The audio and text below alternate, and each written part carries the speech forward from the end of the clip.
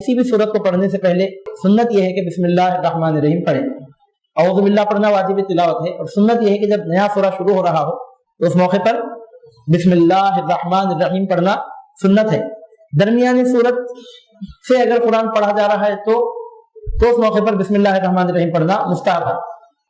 अगर सूरा शुरू हो रहा है तो बिस्मिल्लाह पढ़ना सुन्नत है। दरमियानी सूरत से अगर पढ़ रहे हैं तो ऐसे मौके पर बिस्मिल्लाह पढ़ लेना ये मुस्ताहब है, यानी पढ़ लेना बेहतर है।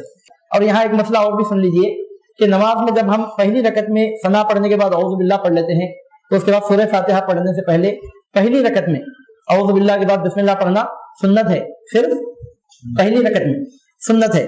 अब उसके बाद दूसरी या तीसरी या चौथी रकत में सूरह फातिहा से पहले बिस्मिल्लाह पढ़ लेना मुस्ताहब है, यानी पढ़ना बहुत बेहतर है, नहीं पढ़ने पर गुनाह भी नहीं, लेकिन पहली रकत में पढ़ लेना चाहिए, पहली रकत में पढ़ना सुन्नत है। बकिया रकतों में भी अगर सूरह फातिहा से पहले बिस्मिल्लाह शरीफ पढ़ी जाए तो बहुत बेहतर है, ये मुस्ताहब है, छोड़ने पर कोई गुनाह भी नहीं। अगर बराह रास्त जैसे तरावी वगैरह में हुफ्फाज जल्दी में ऐसा अगर करते भी हैं तो उस पर कोई पकड़ कोई गिरफ्त नहीं है, लेकिन पढ़ लेने पर बहुत सवाब है। तो बिस्मिल्लाहिर्रहमानिर्रहीम के बारे में यह अहकाम है। पहला हुक्म यह है कि जब सूरे से तिलावत शुरू की जा रही हो तो बिस्मिल्लाह पढ़ना सुन्नत है, या तिलावत के दौरान में सूरा आ जाए तब भी बिस्मिल्लाह पढ़ना सुन्नत है। सूरा शुरू हो रहा हो तो बिस्मिल्लाह पढ़ना सुन्नत है, पहला मसला है। कौन सा भी सूरा हो सिवाय सूरह तौबा के, एक सूरह तौबा को छोड़कर बकिया 113 सूरों के शुरू में बिस्मिल्लाह पढ़ना सुन्नत है, नंबर 1।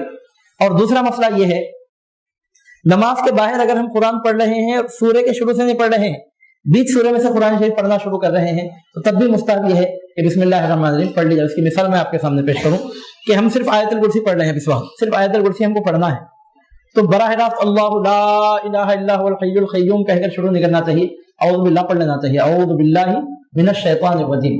अब उसके बाद बिस्मिल्लाह नहीं भी पढ़े, आयतुल कुर्सी पढ़ लिया तो ठीक है, लेकिन अगर बिस्मिल्लाह पढ़ ली जाए तो बहुत बेहतर है, मुस्ताहब है। और बिस्मिल्लाहिर्रहमानिर्रहीम के बारे में मसला यह है, हनफियों के पास दलाइल के साथ ये बात साबित है कि नमाज में तिलावत इमाम जब बुलंद आवाज से करता है तो उसको बिस्मिल्लाहिर्रहमानिर्रहीम बुलंद आवाज से नहीं पढ़ना चाहिए, बल्कि पस्त आवाज से पढ़ना चाहिए। ऐसी आवाज से पढ़ना चाहिए कि वो आवाज सुनने वालों पर जाहिर ना हो, आहिस्ता जैसा सना पढ़ते हैं, जैसा सुभान रब्बियल अज़ीम सुभान रब्बियल आला पढ़ते हैं, दूसरे अज़कार जिस तरह पढ़ते हैं, बिस्मिल्लाहिर्रहमानिर्रहीम भी उसी तरह आहिस्ता पढ़ना चाहिए।